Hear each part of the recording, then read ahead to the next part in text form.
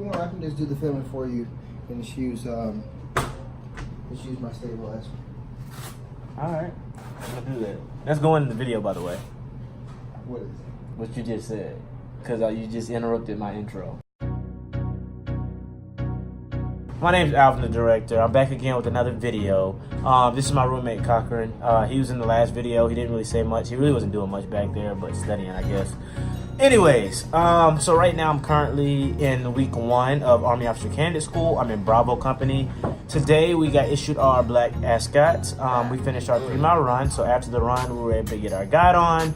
A lot of people have been asking about, Army Officer Candidate School and what to expect the first weekend. So today's video is going to be about your first weekend at OCS. So typically, a lot of us came from basic training like me. Then we had our people who came from other bases like Fort Jackson or Fort Sill. And then you also have your active duty in-service who just came from wherever they were stationed at to OCS. During the first weekend, most people get here on like a Friday. We got here Friday morning, sometime around 9-10 o'clock in the morning.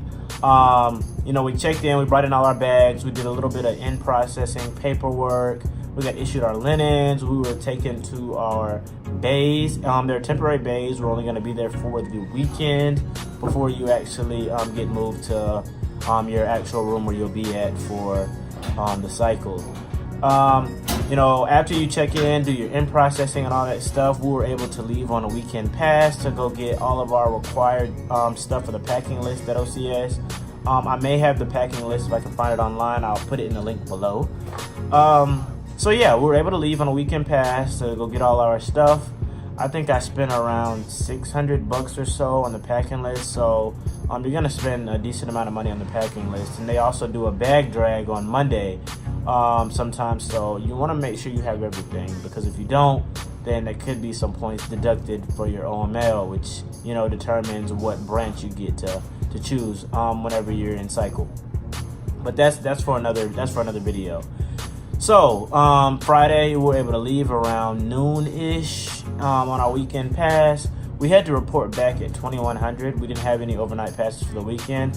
I don't know if that's a thing for every company, but for Bravo Company we had to be back by 2100 to report. So I was able to see my family for the weekend. On Saturday morning we got to leave after breakfast chow for the day. So we left at about 08 and got back at 2100.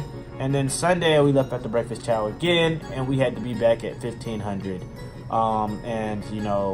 That was that. So during that time, you get to spend time with your family if they're here. You get to shop, pack, and get everything for your packing list, and then get ready for Monday. Monday is going to be your PT test. Now your PT test is very important. This is your first PT test, so you definitely want to make sure you do a good job. The better you do on the PT score goes towards your OML, which again goes towards the branch that you get to pick later in the cycle. Also, your PT test also can determine whether or not you get to class up.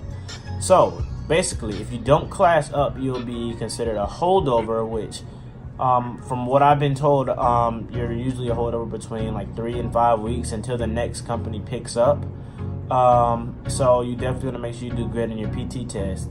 All National Guard, Army Reserve, and all active in-service members, they get priority. So all they have to do is pass their PT test and they're already able to class up. And everyone else has to compete for that those open slots. So out of all the active duty members who aren't in service, they compete basically for those spots, and they rank everyone from the highest PT score to the lowest PT score, and they have a cutoff based on how many slots are available. So Bravo class was definitely competitive this year to get in. We have a good amount of people that didn't make it, which was pretty unfortunate, especially when you went through basic training with a lot of those guys. You wanted them to all make it through, but that's just how Army Officer Candidate School works. Besides that, that's really it as far as the weekend. I definitely say, if you go out and you're hanging out with your families and stuff, watch what you eat. You don't want to eat a bunch of fast food, especially after you've been eating healthy for 9-10 weeks at basic training, if you're coming from basic training, because that's going to throw you off for your PT test. Like I said before, get the entire packing list. If you do a bag drag, which from what I've been told most companies do, you want to make sure you're squared away. Also, research the alma mater for OCS. They're gonna make you do it throughout the weekend. For a breakfast chow, you only have to go to breakfast chow over the weekend, so you'll be reciting the OCS alma mater. But you definitely want to learn it by your first week of OCS, because you're going to be doing it every time you eat. And also make sure throughout the weekend, if you are coming from basic training, you get the weekend off, make sure that you stretch. Make sure you keep your muscles loose and everything, because again, Monday is going to be your PT test, so you definitely want to make sure that you're able to perform. Other than that, if you have any questions about OCS, it's only my first week here, so I only can answer so much right now. But if you have any questions about OCS, or if you have anything that you want me to cover in the next couple of videos, I'd be more than happy to go ahead and cover that. So you can leave a comment below. Make sure you like, share, and subscribe, and stay tuned for the next video.